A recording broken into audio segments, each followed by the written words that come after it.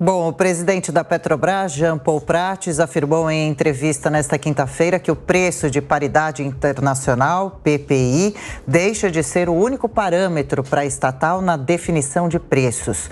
Prates disse ainda que não vai descumprir regra, mas que outras referências de preços podem ser utilizadas pela Petrobras. Sobre esse assunto, a gente conversa agora no Jornal da Manhã com o professor de Economia Internacional do INSPER, Roberto Dumas. Professor, obrigada pela participação mais uma vez, sempre bem-vindo. Obrigado, bom dia Daniel, Adriana, Felipe e Amanda. Bom dia. Professor, então ficar vinculado a preços internacionais nunca foi uma obrigação da Petrobras, que agora se arrisca a definir preços a partir de outros métodos. Isso pode dar certo? Qual a avaliação do senhor sobre essa declaração de ontem de Prates? Eu achei um pouco essa declaração meio confusa. Eu não vou seguir o PPI, que é o preço de paridade internacional de importação, e na declaração ele deixou claro, ele vai querer abrasileirar o preço. Veja, vamos combinar uma coisa. A Petrobras, ela não tem capacidade de produzir toda a gasolina. Então, 30% da gasolina que a gente tem aqui no Brasil é importada. Se por um acaso fizer uma composição de custos em reais, em dólar, e o preço do petróleo e da gasolina ficar mais baixo, aqueles que estão importando gasolina vão deixar de importar porque não vão competir com a Petrobras. Esse é o primeiro ponto. Segundo ponto, vamos ver o que o Lula fala. Ele fala, bom, então vamos investir em refinaria. Vamos ter um monopólio total de petróleo e da gasolina. Mesmo se eu tiver um monopólio total da gasolina e do petróleo, o que vai acontecer? Eu vou vender uma commodity que não é o preço de uma commodity internacional. E como todo mundo diz, a Petrobras é do povo, ou seja, não estou maximizando o valor de uma empresa que é do povo. Eu estou dando menos dividendo para o Estado, ele poderia usar esse dividendo, que ele está reclamando tanto, que está recebendo esse dividendo, para usar para causas mais eventualmente nobres, por exemplo, para educação e saúde. Aí você fala, mas ele é autossuficiente em gasolina. Bom, eu sou autossuficiente em grãos também de soja. Então vamos fazer a Sojabras. Se é assim para mexer o preço, no preço de commodity internacionalmente, é como é precificado, fica complicado. Agora, você tem um outro ponto. Bom, mas a volatilidade é alta. A gente pode fazer o que foi feito na Noruega. Coloca um fundo de estabilização, mas primeiro eu preciso ter dinheiro para isso. Mais dinheiro no déficit fiscal. O que acontece? Se o preço da gasolina no mercado internacional cai, eu coloco uma conta gráfica. Eu não deixo na bomba esse preço cair. Se o preço sobe, eu não deixo esse preço subir. É uma maneira de diminuir a volatilidade respeitando o PPI. Eu não estou nem falando do acionista minoritário, porque parece que o governo tem uma raiva enorme do acionista minoritário. Ora, fecha a Petrobras, fica só do Estado e o governo, o Estado, a população vai ter uma empresa que não maximiza a receita. Não, mas a Petrobras tem uma função social. Sim, mas se você pegar o estatuto, a função social da Petrobras é distribuir e fornecer hidrocarbonetos, e não de minimizar a volatilidade do preço. Então foi um pouco confuso, eu não sei se essa discussão ou se essa declaração foi para agradar aqueles que querem que abrasileirem, ou que dê uma brasileirada no preço do combustível, ou se realmente você está falando apenas para terceiros e vamos deixar o preço como deveria ser uma commodity, como é a soja, como é o trigo, como é o minério de ferro. Você imagina agora se o governo quiser investir também em minério de ferro ou etc. na commodity e não deixar o preço subir porque eu sou autossuficiente. É a mesma coisa que acontece da soja. E, aliás, diga-se de passagem, fica complicado para um investidor, agora falando do acionista minoritário, colocar dinheiro numa empresa onde eu sei que eu não estou maximizando o lucro dela. Eu prefiro colocar em outra empresa o dinheiro. Agora, professor, queria continuar na repercussão das falas do presidente Lula sobre os dividendos. Falas não, ele estava revoltado, né? Subiu o tom de voz. Agora, faz sentido para o grande público entender, faz sentido essa reclamação? A Petrobras deveria reinvestir metade do dinheiro que conseguiu ao longo desses 12 meses, esse lucro histórico? É função da empresa fazer isso? Ou, na verdade, ele criticou o principal acionista, o governo anterior? Veja, esse negócio de criticar o governo anterior, isso já passou. Nós estamos falando desse governo aqui. Agora, você está reclamando do dividendo, é a mesma coisa. Olha, estou reclamando do tanto de dinheiro que você está me dando. Eu quero menos dinheiro para o meu caixa. Puxa vida, o governo precisa de dinheiro. Então, se eu estou te dando mais dinheiro, você consegue fazer mais política social, ao invés de ajudar justamente aquele que tem carro. Então, você pode usar. Agora, precisamos usar parte desse dinheiro para investimento, isso é uma decisão técnica, isso é uma decisão da Petrobras, se eu quiser expandir, etc. Talvez seja uma decisão, mas sempre objetivando maximizar a receita da empresa. Mas maximizar a receita da empresa você está sendo malvado. Não, porque quem é dono da Petrobras, como a gente sempre diz, o acionista majoritário é o Estado. Então, quando o Estado faz isso, ele está olhando justamente para as contas públicas, que é a conta do Estado. Ele está ganhando mais dinheiro. Então, quando o Lula reclama, não um investimento, que é uma decisão técnica, esses dividendos são escandalosos. Você está falando para mim o seguinte, olha, eu ganhei 100 bi, 200 bi, claro que não foi tudo isso para ele, mas esse dinheiro é muito, eu não quero que você dê esse dinheiro para mim.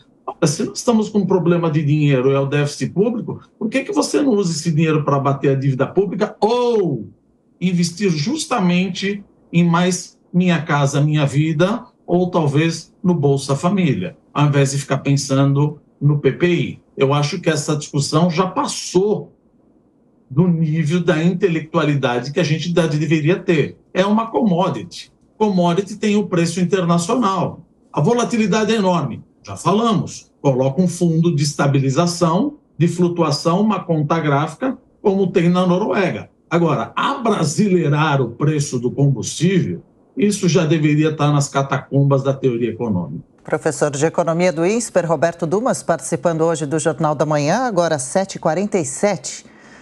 Professora, pergunta agora de Amanda Klein. Professor, bom dia. Mas está claro que é o que o PT vai fazer, né? É o que o governo Lula vai fazer, que é rediscutir, não vai manter a paridade de preço internacional, porque já disse isso desde a campanha, o Jean Paul Prats foi gráfico ontem, repetiu, isso não pode ser encarado como um dogma. O PPI foi adotado a partir do governo Temer, ou seja, existia uma outra fórmula para calcular o preço do combustível antes. Se a gente descontar os anos da Dilma, principalmente no final, lá em relação à Petrobras, que foram desastrosos, qual era a fórmula adotada antes? Existia porque o senhor apontou para o risco de desabastecimento. Aí quando a gente fala de um colchão ali para equalizar, equilibrar o preço dos combustíveis, mas isso demandaria um investimento muito grande da União, é um dinheiro que não tem. Aí quando a gente fala de distribuição de dividendos, por exemplo, por outro lado, a gente ainda está sob a égide do teto de gasto, até que se apresente e se aprove o novo marco fiscal. Isso impede que esse dinheiro seja usado para investimento, vai ser usado para bater dívida. Isso vai contra o discurso do PT, ele quer usar esse dinheiro para investir em saúde e educação, mas é difícil fazer isso hoje porque todo o excedente é ali limitado justamente pelo teto de gastos. Então, o que pode ser feito dentro dessa equação, desse cenário muito difícil que se apresenta para minimamente cumprir as promessas de campanha ou pelo menos tentar pensar um pouquinho fora dessa caixa, porque há críticas. A Petrobras, por exemplo, foi uma das empresas que mais pagou dividendos no mundo, não só no Brasil, no mundo. Ela está num ranking de top 10.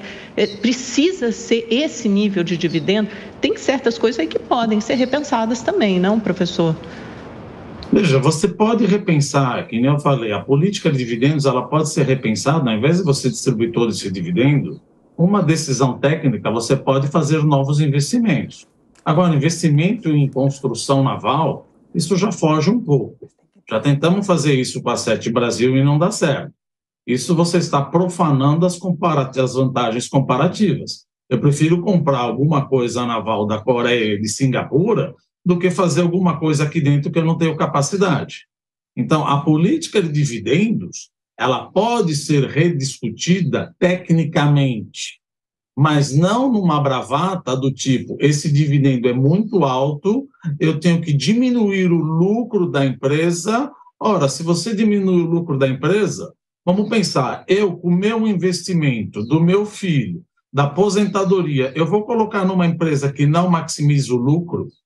Eu vou colocar meu dinheiro numa empresa que não maximiza a receita? Isso você está prejudicando a função social dela, que é ter mais dinheiro, e ajudar o Estado. E se você não tiver mais dinheiro e tiver uma política que não maximiza o lucro, isso prejudica o preço da ação. E se a empresa quiser expandir e dominar completamente a refinaria, ela vai ter que fazer follow-on. A hora que ela for fazer follow-on, falou, olha, estou fazendo follow-on, mas eu quero dizer que eu não sigo o PPI. Eu estou abrasileirando o preço do combustível. Você está comprando uma ação, você está comprando a ação de uma empresa e não maximiza o lucro. Fica à vontade, o preço da ação vai ser menor, você vai levantar menos dinheiro e vai abrir mão mais de um pedaço maior da Petrobras, porque você está querendo fazer conta e não é assim que se faz. É a commodity. Você pode flexibilizar, eu já entendi.